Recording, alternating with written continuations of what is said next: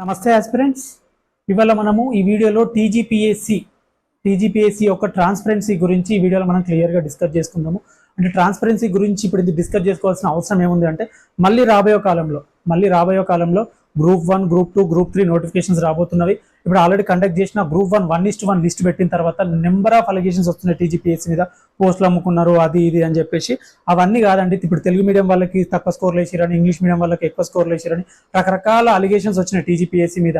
Paper correction scientific వేలు అవ్వలేదు అని చెప్పి అవన్నీ పక్కన పెట్టేస్తే మనం ఒక సైంటిఫిక్ వేలో ఇప్పుడు టీజీపీఎస్సీ లోపాలు ఏమున్నవి, వీటిని కరెక్ట్ చేసుకోకపోతే అభ్యర్థులు ఏ విధంగా లాస్ అవుతారని చెప్పేసి ఈ వీడియోలో మనం క్లియర్గా డిస్కస్ చేసుకుందాం. ఎందుకంటే ఇప్పుడు నోటిఫికేషన్స్ వచ్చే టైంలో ఇప్పుడు టీజీపీఎస్సీ సేమ్ నామ్స్ ఇంతకుముందు గ్రూప్ 1, గ్రూప్ 2, గ్రూప్ 3లో ఏ లోపాలని ఉండి కూడా అవే లోపాలని యాజ్ ఇట్ ఈస్ ఫాలో అవ్వడం వల్ల ఎంతమంది అభ్యర్థులు ఎట్లా లాస్ అయ్యారో కూడా ఈ వీడియోలో క్లియర్గా చూద్దాం. రాబోయే నోటిఫికేషన్లో వీటిని రెక్టిఫై చేసుకొని ఎగ్జామ్స్ కండక్ట్ చేస్తేనే రియల్గా కరెక్ట్గా చదివిన అభ్యర్థికి యూజ్ అవుతుంది. అండ్ ఆస్పిరెంట్స్ ఎవరైతే నమ్మకం పెట్టుకున్నారో టీజీపీఎస్సీ మీద అది 100% సక్సెస్ అవుతుంది అని చెప్పేసి నేను ఏంటి ఆ సైంటిఫిక్ వేలో ఏమేమి ఉన్నాయి లోపోల్స్ అనేది ఇక్కడ లూప్ హోల్స్ గురించి ఇక్కడ క్లియర్గా డిస్కస్ చేయడానికి మీ ముందుకు వచ్చిన. టీజీపీఎస్సీ డ్రాబ్యాక్స్ గురించి డిస్కస్ చేసే ముందు ఒక మెయిన్ ఇంపార్టెంట్ మ్యాటర్ ఒకటి చెప్తా. ఈచ్ అండ్ ఎవ్రీ టైం కొత్త చైర్మన్ వచ్చిన ప్రతిసారి వాళ్ళు చెప్తున్నది ఏంటంటే మేము UPSC guidelines as it is follow అవుతున్నాం, UPSC pattern as it is మేము ఫాలో అవుతున్నాం అని చెప్పేసి వాళ్ళు బల్లగుద్ది చెప్తుంటారు. ఈచ్ అండ్ ఎవ్రీ టైము ఈ మెంబర్స్ అవ్వచ్చు, ఈ ఎంప్లాయీస్ ఎవరైతే ఉన్నారో వాళ్ళు టీజీపీఎస్సీ నుంచి, ఇంతకుముందు టీఎస్పీఎస్సీ నుంచి వాళ్ళు యూపీఎస్సీకి వెళ్ళి అక్కడ ఉన్న సిచ్యువేషన్స్ అన్నింటినీ స్టడీ చేసి ఆ రూల్స్ అండ్ రెగ్యులేషన్స్ ఇక్కడ ఇంప్లిమెంట్ చేయడానికి ట్రై చేస్తున్నామని చెప్పి చెప్తూ ఉంటారు. బట్ ఇక్కడ వాళ్ళు ఫాలో అవుతున్నది ఏంటి, చేస్తున్నది ఏంటి, అక్కడ చూసి వచ్చింది ఏంటి, ఇక్కడ చేస్తున్నది ఏంటి అనేది మనం ఇక్కడ ఒకటిగా మంచిగా మనం డిస్కస్ చేసుకుందాం. దాంతో రియల్ ఆస్పిరెంట్స్ ఏ విధంగా లాస్ అవుతున్నారు అనేది కూడా మనకి ఇక్కడ క్లియర్గా తెలుస్తుంది. లక్ ఫ్యాక్టర్ అనేది ఒకటి వీళ్ళు టీజీపీఎస్సీ ఎంటర్టైన్ చేస్తుందని చెప్పేసి నేను బల్లబుద్ధి చెప్పొచ్చు. అంటే మీరు కూడా తర్వాత మీ ఒపీనియన్ కూడా కామెంట్ రూపంలో తెలియజేయండి. ఎందుకు చెప్తున్నానో అర్థం చేసుకోండి ఒకసారి. ఫస్ట్ పాయింట్, మనము యూపీఎస్సీ ఎవ్రీ టైము ఒక క్యాలెండర్ని ఫాలో అవుతూ each and every exam as it is follow అవుతుంది. దాంట్లో మరీ ముఖ్యంగా చెప్పాల్సింది ఏంటంటే సివిల్ సర్వీసెస్ ఎగ్జామ్ వాళ్ళు ఏంటంటే 2 పేపర్స్ కండక్ట్ చేస్తారు. First general studies, second CSAT.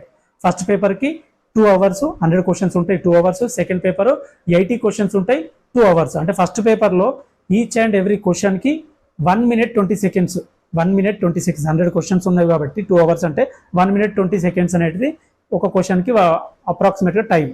అదే సెకండ్ పేపర్ తీసుకుంటే CSATకి 80 క్వశ్చన్స్ ఉంటుంది, 80 క్వశ్చన్స్ ఉంటాయి, సేమ్ 2 అవర్స్ టైము. ఒక క్వశ్చన్కి 1.5 minute టైం ఇస్తారు. అంటే యూపీఎస్సీ పేపర్ స్టాండర్డ్ బాగుంటుంది, సూపర్ ఉంటుంది. అయినప్పటికీ కూడా వాళ్ళు క్వశ్చన్ చదవడానికి కావాల్సిన అప్రాప్రియేట్ టైము సైంటిఫిక్ వేలో వాళ్ళు ఇస్తున్నారు. క్యాలిక్యులేషన్ చేసి ప్రతి క్వశ్చన్ అభ్యర్థి చదివిన తర్వాత రాంగ్ ఆన్సర్ పెడితే ఓకే, చదవకుండా రాంగ్ ఆన్సర్ రైట్ ఆన్సర్ పెడితే దాన్ని వాళ్ళు ఎంటర్టైన్ చేయరు, నెగిటివ్ మార్కింగ్ కూడా ఉంటుంది. సో టీజీపీఎస్సీ ఏంటి, అక్కడికి వెళ్ళి అన్ని చూసేసి వచ్చి మేము ఫాలో అవుతున్నామని చెప్పేసి ఇంతకుముందు కూడా టీజీపీఎస్సీ 150 క్వశ్చన్స్ ఇచ్చేది. ఏ బోర్డు అంటే ఇప్పుడు టీజీపీఎస్సీ అవ్వచ్చు, ఏపీపీఎస్సీ అవ్వచ్చు, ఏ బోర్డు ఇష్టం వాళ్ళు ఎన్ని క్వశ్చన్స్ అని ఇచ్చుకోవచ్చు, ఏమైనా చేయొచ్చు. బట్ ఇంతకుముందు ఏంటంటే క్వశ్చన్ అనేది స్టాండర్డ్ ఇంతలా ఉండకపోయేది. ఇంతకుముందు కండక్ట్ చేసిన గ్రూప్ 1 3 times ప్రిలిమ్స్ కండక్ట్ చేశారు కదా, అదైనా అవ్వచ్చు. ఇప్పుడు రీసెంట్గా కండక్ట్ చేసిన గ్రూప్ 2, గ్రూప్ 3 అవ్వచ్చు.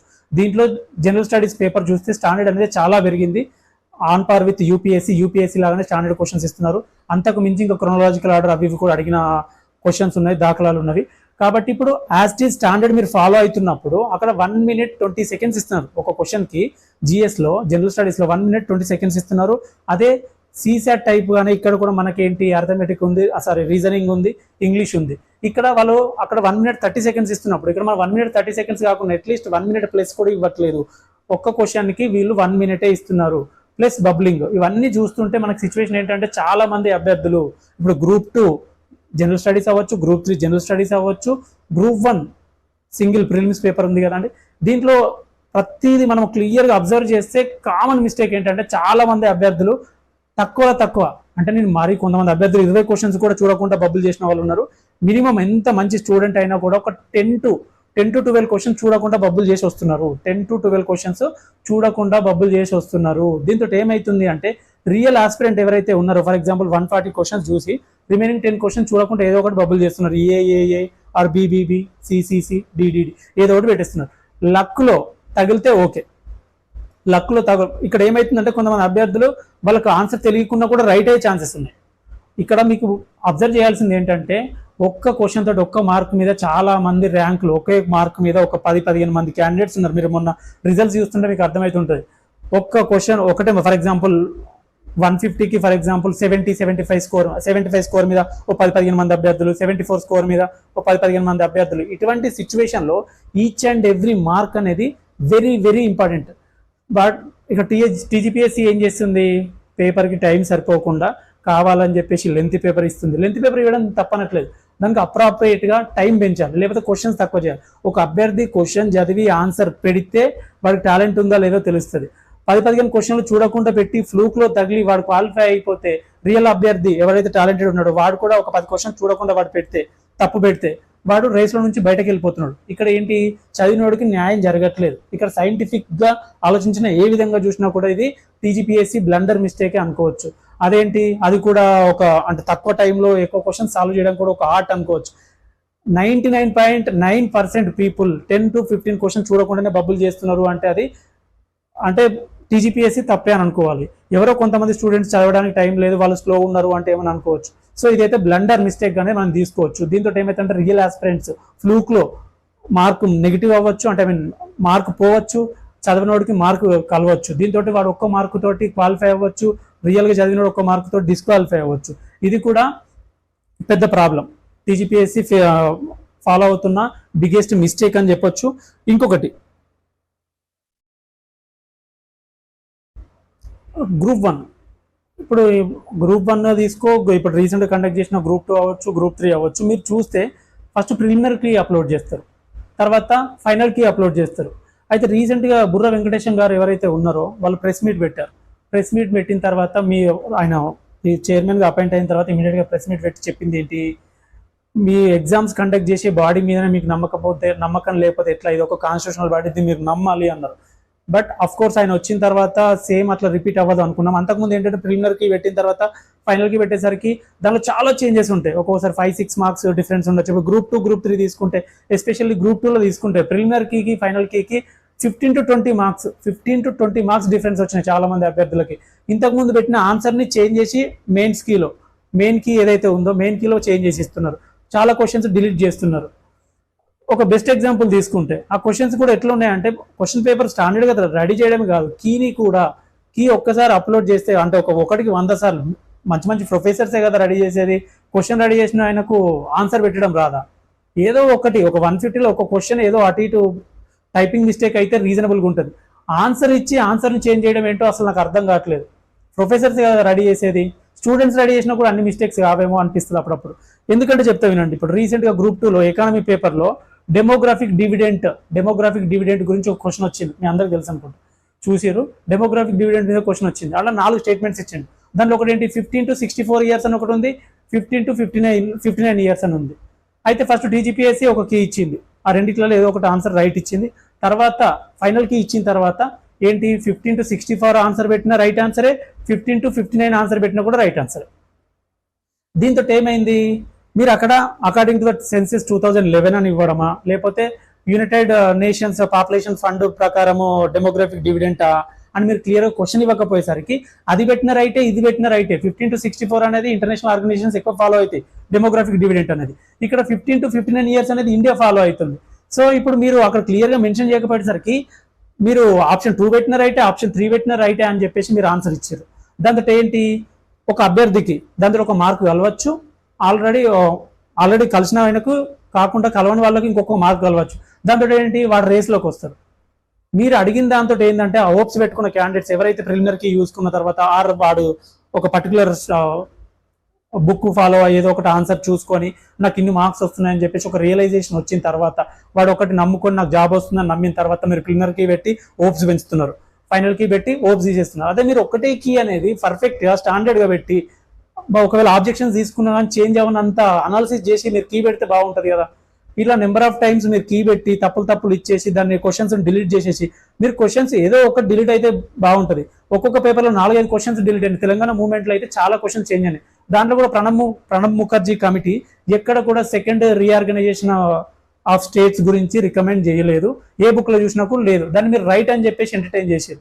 అంటే ఈ క్వశ్చన్స్ అనేటివి ఏదో ఒక బుక్ లో ఉంది ఇంకో బుక్ లో లేదు అంటే ఏమనుకోవచ్చు, 3-4 బుక్లు రిఫర్ చేసినా కూడా మీకు అదే ఉంది. మీరు ఏ సోర్స్ ఫాలో అవుతున్నారో కూడా మీకు స్టాండర్డ్ గా మీరు చెప్పట్లేదు, దేన్ని తీసుకుంటున్నారు. మరి ఇప్పుడు తెలంగాణ మూవ్మెంట్ అనేది అన్ని సబ్జెక్టుల లాగా తెలంగాణ ఎకానమీ అవ్వచ్చు, పాలిటీ అవ్వచ్చు, అన్నిటికీ స్టాండర్డ్ బుక్స్ ఉంటాయి, నేషనల్ వైడ్ గా రిసోర్సెస్ ఉంటుంది, యూపీఎస్సీ కండక్ట్ చేసిన ఎగ్జామ్స్ ఉంటాయి, నెంబర్ ఆఫ్ కీస్ ఉంటాయి, దాంతో ఏదైనా ఒక అభ్యర్థి అప్లోడ్ చేయొచ్చు. కానీ ఇక్కడ తెలంగాణ మూవ్మెంట్ అనేది కొత్త సబ్జెక్టు. మీరు ఏ రిఫరెన్స్ ఫాలో అవుతున్నారు, దేని నుంచి తీసుకుంటున్నారు అనేది కూడా ఇక్కడ తెలియదు. ఒక 3-4 బుక్లలో కరెక్ట్ ఉన్నదా మీరు రాంగ్ అని చెప్పేసి మెయిన్స్ కీలో పెట్టడం జరిగింది. దీంతో real aspirants 1 mark, half mark, 0.5 మార్కులతోటి జాబులు కోల్పోయే ప్రమాదం ఉంది.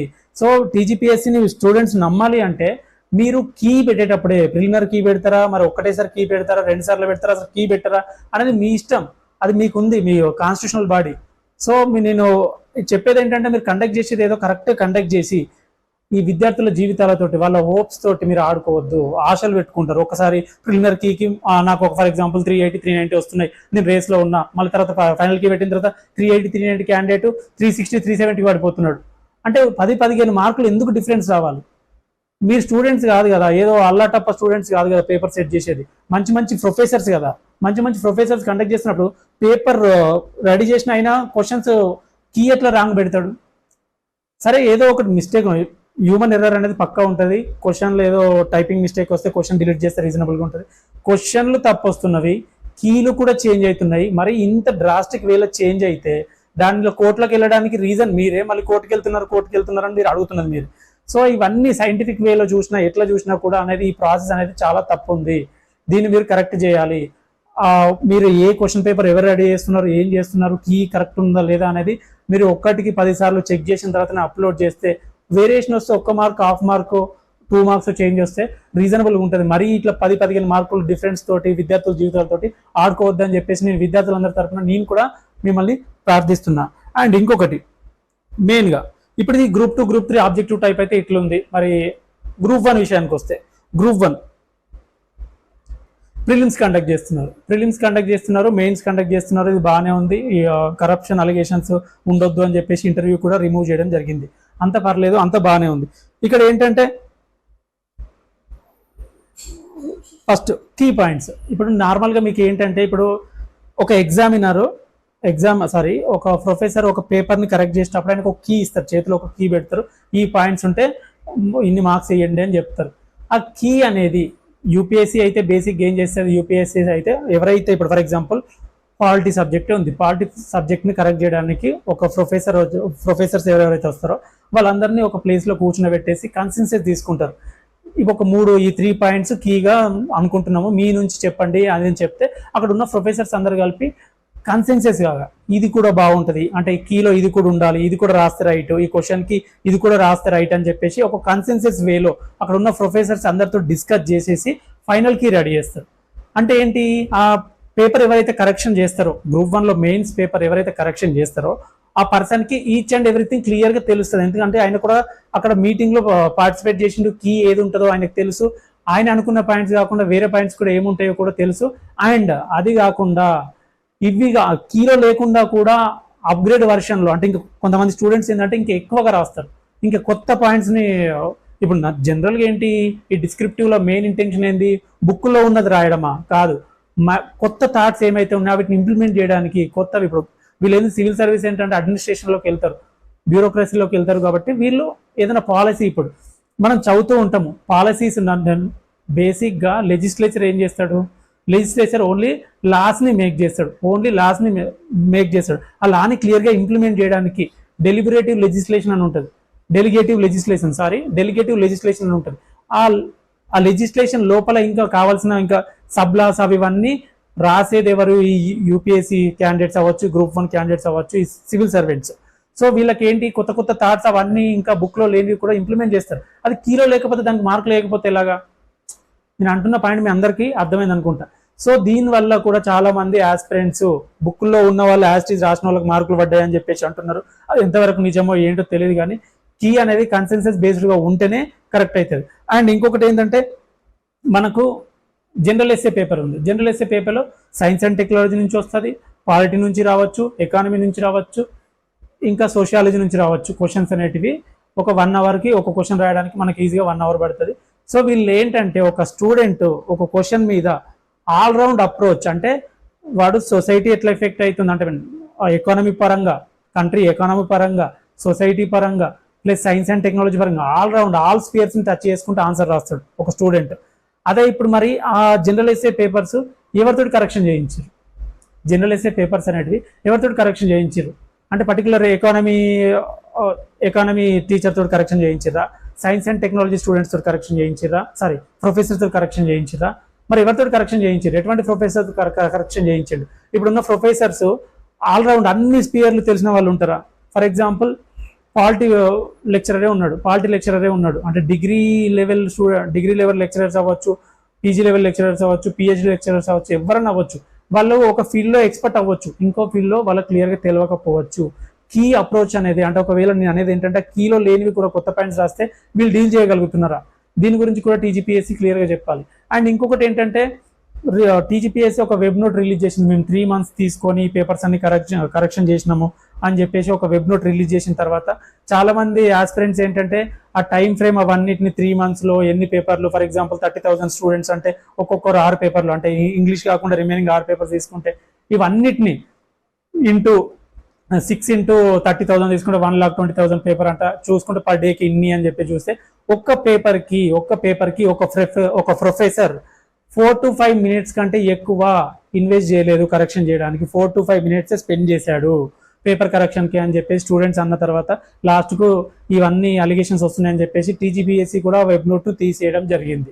సో ఇక్కడ చూస్తే ఒక ఆస్పిరెంట్ 15 క్వశ్చన్స్ని అంటే జనరల్ ఎస్ఏ అయితే 3 questions, ఇప్పుడు నార్మల్ రిమైనింగ్ పేపర్స్ అయితే 15 questions-కి 4 to 5 minutes ఎట్లా కరెక్షన్ చేస్తారు? ఇంటర్మీడియట్ 10th ఎగ్జామ్స్ కూడా అంతకంటే ఎక్కువ టైం ఇస్తారు. 4 to 5 questions-లో నార్మల్గా మనకు 1-2 questions కరెక్షన్ చేయడమే కష్టం. దాంట్లో కీలో ఉన్నవి కాకుండా ఒక రియల్ ఆస్పిరెంట్ అంటే కీలో లేనివి కూడా కొత్త థాట్స్ని టచ్ చేస్తుంటాడు. ఇది ఎట్లా పాసిబుల్? ఒక 4 to 5 minutes ఒక అభ్యర్థి జీవితాన్ని అన్ని సంవత్సరాలు చదివి రాసిన దాన్ని జడ్జిలా చేస్తారు. ఇది ఏ విధంగా ఎట్లుందో అసలు అర్థం కావట్లేదు. ఇదే కాకుండా ఇప్పుడు సైన్స్ అండ్ టెక్నాలజీ పేపర్ ఉంది. సైన్స్ అండ్ టెక్నాలజీ పేపర్లో కెమిస్ట్రీ ప్రొఫెసర్ని పెట్టిర్రా, బయాలజీ ప్రొఫెసర్ని పెట్టిర్రా, ఫిజిక్స్ ప్రొఫెసర్ని పెట్టిర్రా. ఈ మూడు సబ్జెక్టులు తెలిసిన ప్రొఫెసర్ కూడా సైన్స్ అండ్ టెక్నాలజీలో ఇప్పుడు ఫర్ ఎగ్జాంపుల్ ఇస్రో రీసెంట్గా లాంచ్ చేసిన మిషన్సే అవ్వచ్చు, రాకెట్సే అవ్వచ్చు, కొత్తవి అంటే ఇప్పుడు కరెంట్ అఫైర్స్లో వచ్చే ఒక తమిళనాడు బేస్డ్ కంపెనీ ఇండిపెండెంట్ ఒక ప్రైవేట్ రాకెట్ని లాంచ్ చేసిందని చెప్పేసి ఇవే అవ్వచ్చు, గగనయాన్ మిషన్ అవ్వచ్చు. ఇవన్నీ ఒక బయాలజీ లెక్చరర్ కావచ్చు, ఒక ఫిజిక్స్ లెక్చరర్ కావచ్చు. ఎట్లా తెలుస్తుంది? ఆ ప్రొఫెసర్స్కి ఎట్లా తెలుస్తుంది? వాళ్ళు ఏ విధంగా దాన్ని ఎట్లా చేస్తారు? ఎందుకంటే నేను చెప్తున్నా ఏంటంటే ఆ సైన్స్ అండ్ టెక్నాలజీకి ఒక కీ ఇస్తారు కదా, ఆ కీలో ఇవన్నీ స్టూడెంట్ రాసేది ఈ ఎక్స్ట్రా ఇన్ఫర్మేషన్ అక్కడ రిలవెంట్ అనిపించిన ఇన్ఫర్మేషన్ రాసింది ఆ కీలో ఉండకపోవచ్చు. అది రిలవెంట్ అని చెప్పేసి వీళ్ళు ఎట్లా డిసైడ్ చేయగలుగుతున్నారు అనేది కూడా ఒక పెద్ద డ్రాబ్యాక్గా నాకు అనిపిస్తుంది. మీరు కూడా దీని మీద మీకేమనిపిస్తుందో మీరు కూడా కామెంట్ రూపంలో తెలియజేయండి. అండ్ ఇంకొకటి వెరీ వెరీ ఇంపార్టెంట్ ఏంటంటే వీటితోటి పాటుగా ఇప్పుడు మనం ప్రిలిమ్స్ కండక్ట్ చేసిన తర్వాత మెయిన్స్కి యూపీఎస్సీ ఏం చేస్తుంది? 1:12, 1:13 తీసుకుంటుంది. అంతకంటే ఎక్కువ వెళ్ళరు. 1:15 మ్యాక్సిమం 1:15 క్రాస్ అయ్యి వాళ్ళు వెళ్ళరు. ఎందుకంటే వాళ్ళకి తెలుసు ఎక్కువ పేపర్స్ తీసుకుంటే అంటే మనకు కరెక్షన్కి టైం సరిపోదు, కరెక్షన్ చేయడానికి పేపర్ కరెక్షన్కి టైం సరిపోదు. అండ్ మంచిగా ట్రాన్స్పరెంట్ వేలో కరెక్ట్గా అంటే ఎఫెక్టివ్గా చేయడానికి ఎన్ని కావాలో వాళ్ళు అన్నీ తీసుకుంటారు. అటువంటి యూపీఎస్సీఏ అంత వాళ్ళకు దేశం మొత్తంలో ఉంటుంది. పెద్ద పెద్ద యూనివర్సిటీల నుంచి ప్రొఫెసర్ని తెప్పించుకొని మరి కరెక్షన్ చేయించే అంతట ఉంది వాళ్ళకు, మ్యాన్ ఫోర్స్ అన్ని రకాలుగా ఉంది. బట్ ఇక్కడ ఏమవుతుంది? 1:50 తీసుకున్నారు. ఇంక ఆ టైంలో 1:100 తీసుకోవాలి, 1:100 తీసుకోవాలని పెద్ద ఎత్తున గొడవలైనాయి. అఫ్ కోర్స్ 1:100 వల్ల చాలా మంది బెనిఫిట్ అవ్వచ్చు, కానీ రియల్గా పేపర్ కరెక్షన్ క్వాలిటీ అనేది 100% తగ్గుతుంది. సో దానికోసం మరి 1:100 తీసుకుంటే నిజంగా అనుకుంటే మీరు డిస్క్రిప్టివ్ వేలో ఎగ్జామ్ కండక్ట్ చేయకుండా ఆబ్జెక్టివ్ వేలో వేయాలి. అప్పుడు ఇటువంటి కరెక్షన్ గురించి సైంటిఫిక్ అప్రోచ్లు అవి ఇవి కీలు పెట్టడాలు, డిఫరెంట్ మైండ్ సెట్ కరెక్షన్లు, డిఫరెంట్ ప్రొఫెసర్స్, ఇదంతా గొడవ ఏది ఉండేది కాదు. అంటే మీరు నిజంగా మేనేజ్ చేయగలుగుతారా అన్ని పేపర్స్ని, అంతమంది స్టూడెంట్స్ పేపర్స్ని మీరు కరెక్షన్ చేయగలుగుతారా ఎఫెక్టివ్ వేలో అనేది మీరు ముందు అనలైజ్ చేసుకొని కరెక్ట్ వేలో కరెక్షన్ అయిందో లేదో మరి తెలీదు. కరెక్ట్ వేలో కరెక్షన్ అయింది అనేది ఇప్పుడు మీరు పెట్టిన వెబ్ నోట్ బట్టే ఒక క్వశ్చన్ పేపర్కి 4 to 5 minutes అయితే పక్కా మీరు స్పెండ్ చేసి ఒక ప్రొఫెసర్ స్పెండ్ చేసినట్టు అర్థమవుతుంది. సరే అది కాదనుకోండి, ఒక 7 to 8 minutes కూడా సరిపోదు. 7 to 8 minutes అయినా కూడా డబుల్ టైం తీసుకున్నా కూడా 10 minutes అయినా కూడా ఒక పేపర్ కరెక్షన్ చేయడానికి సరిపోదు. సో ఇవన్నీ చూస్తే మీరు ఒకవేళ మీ మ్యాన్ ఫోర్స్ మీకు అంత పేపర్ కరెక్షన్ లేకపోయి ఉంటే ఆబ్జెక్టివ్ వేలో 1:100 తీసుకుంటారా 200 తీసుకుంటారా మీ ఇష్టం. ఒకవేళ మీరు ఆబ్జెక్టివ్ వేలో కండక్ట్ చేయను, మేము డిస్క్రిప్టివ్ వేస్తా అంటే 1:10, 1:15, 1:20 తీసుకొని మీతో ఎంత పాసిబిలిటీ ఉంటుందో, ఎఫెక్టివ్ వేలో ఎంతవరకు కరెక్షన్ చేయగలుగుతారో అంతవరకు తీసుకుంటే బాగుండేది. సో ఇటువంటి దాంతో ఏమవుతుందంటే రియల్ ఆస్పిరెంట్ ఎవరైతే ఉన్నారో, కరెక్ట్గా రాసిన ఆస్పిరెంట్స్ ఎవరైతే ఉన్నారో, బుక్కులు లేనివి కొత్త కొత్త అప్రోచ్లు ఎవరైతే తీసుకున్నారో వాళ్ళకి మార్కులు వల్లేవు అని చెప్పేసి పెద్ద ఎత్తున అలిగేషన్స్ వస్తున్నవి. సో దీంతో టీచర్స్ కూడా మరి ఏం చెప్పాలి, ఎట్లా చెప్పాలి అని చెప్పేసి కూడా సందిగ్ధంలోకి వెళ్ళిపోయారు. రీసెంట్గా ఒక టీచర్ అంటే famous renowned teacher, RC Reddy teacher కూడా ఇవే కన్సర్న్స్ ఒక మీడియా ముందట వ్యక్తం చేశారు, కరీం సార్ అనుకుంటా. సో దాన్ని బేస్ చేసుకొని నేను కొన్ని ఇన్పుట్స్ తీసుకొని ఇవన్నిటిని తీసుకొని నేను ముందుకు వచ్చిన. ఓకేనా, ఇవే కాకుండా మీరు అంటే ఈ డ్రాబ్యాక్స్ అన్ని టీజీపీఎస్సీ కరెక్ట్ చేసుకుంటేనే, ఈ డ్రాబ్యాక్స్ అన్ని టీజీపీఎస్సీ కరెక్ట్ చేసుకుంటేనే రాబోయే నోటిఫికేషన్స్ ఏవైతే ఉన్నాయో ఆస్పిరెంట్ రియల్గా కరెక్ట్గా చదివిన ఆస్పిరెంట్, టాలెంటెడ్ ఆస్పిరెంట్, ఫ్లూక్లో ఏదో చూడకుండా ఒక 10-15 బబ్బులు పెట్టి 1-2 మార్కులు కలిసి రేస్లో ఉండకుండా, అలా కాకుండా కరెక్ట్గా ఆన్సర్ చూసి, అంటే మేము చూసి పెట్టేటంత టైం ఇవ్వండి, ఆర్ నెగిటివ్ మార్క్ పెట్టండి, ఆర్ లేకపోతే నెంబర్ ఆఫ్ క్వశ్చన్స్ తక్కువ చేయండి. ఒక సైంటిఫిక్ వేలో ఒక క్వశ్చన్కి ఎంత టైం సరిపోతుంది ఏంటి అని ఒక స్టడీ చేసి కొంచెం చేంజెస్ తీసుకుంటే బెటర్ అన్న ఒపీనియన్. రియల్ ఆస్పిరెంట్ ఒక బాధను మేము తీసుకురావడానికి మేము ముందుకు వచ్చిన, అంతేగాని టీజీపీఎస్సీ కరప్షన్ చేసింది, ఇన్ని అమ్ముకున్నది పోస్టులు, అన్నమ్ముకున్నది, నా ఇంటెన్షన్ అది కాదు. ఈ లూప్ హోల్స్ అయితే పక్కా మీరు ఒకసారి ఆలోచించాలి, మీరు అందరు స్టూడెంట్స్ అందరూ ఆలోచించాలి. ఇవైతే మనం టీజీపీఎస్సీకి పక్కా రిప్రజెంట్ చేయాలి. అంటే రాబోయే నోటిఫికేషన్లో రియల్ టాలెంటెడ్ పర్సన్, చదివిన పర్సనే సెలెక్ట్ అవ్వాలి. అంటే ఈ చిన్న చిన్న లూప్ హోల్స్ అవ్వచ్చు, చాలా మంది అభ్యర్థుల జీవితాలతో ఆడుకుంటున్నాయి. సో ఇవన్నీ పక్కా సెట్ చేయాలి. యూపీఎస్సీ నామ్స్ని ఫాలో అవుతున్నాం అని చెప్పడం కాదు, యాజ్ ఇట్ ఈస్ ఫాలో అవ్వాలి. మీ పేపర్లో మీ ఎన్ని క్వశ్చన్స్ ఉంటాయో మీ ఇష్టం, బట్ ఆ క్వశ్చన్కి సఫిషియంట్ టైం ఇస్తారా, లేకపోతే నెగిటివ్ మార్కింగ్ పెట్టేసి అంటే మీన్ ఫ్లూక్లో తగిలే మార్కులు తీసేయడం, లక్ ఫ్యాక్టర్ని నిరోధించడం చేస్తారా అనేది టీజీపీఎస్సీ చేతిలో ఉంది. దీని గురించి మనం ఈచ్ అండ్ ఎవ్రీ స్టూడెంట్ ఎవరైతే ఇప్పుడు ఆస్పిరెంట్స్ అయినా దానికోసం మనం అందరం ఫైట్ చేయాలి, దీన్ని రెక్టిఫై చేయాలి. ఎంతసేపు మనము అమ్ముకున్నారు అది ఇది అంటే ఏదైనా ఎవిడెన్సెస్ తోటి, ఆఫ్ కోర్స్ అది ఉందో లేదో నాకు తెలీదు, దాని గురించి నేను మాట్లాడదలుచుకోలేదు. అసలు కరప్షన్ అయిందా లేదా, పోస్ట్ ఎటువైనా అవన్నీ నాకు తెలియదు. బట్ ఇవైతే పక్క డ్రాబ్యాక్స్, దీని గురించి మనం అందరం అయితే ఫైట్ చేయాలి. ఈ వీడియో నచ్చితే లైక్ చేయండి, షేర్ చేయండి, సబ్స్క్రైబ్ చేయండి, కామెంట్ చేయండి. మీ ఒపీనియన్ కూడా కామెంట్ రూపంలో తెలియజేయండి. ఇంతకుముందు 1:100 కష్టము డీల్ చేయలేదు అంటే కొంతమంది అభ్యర్థులకి కోపం రావచ్చు, అదేంటి 1:100 వల్ల రాసే కెపాసిటీ ఉన్న నేను లాస్ అయినా అనిపించవచ్చు. బట్ అంత మ్యాన్ పవర్, అంత రిసోర్సెస్ పేపర్ కరెక్షన్ ఉంటేనే టీజీపీఎస్సీ అట్లా తీసుకోవాలి అని నా ఇంటెన్షన్, మెయిన్ ఇంటెన్షన్ అది. ఓకేనా.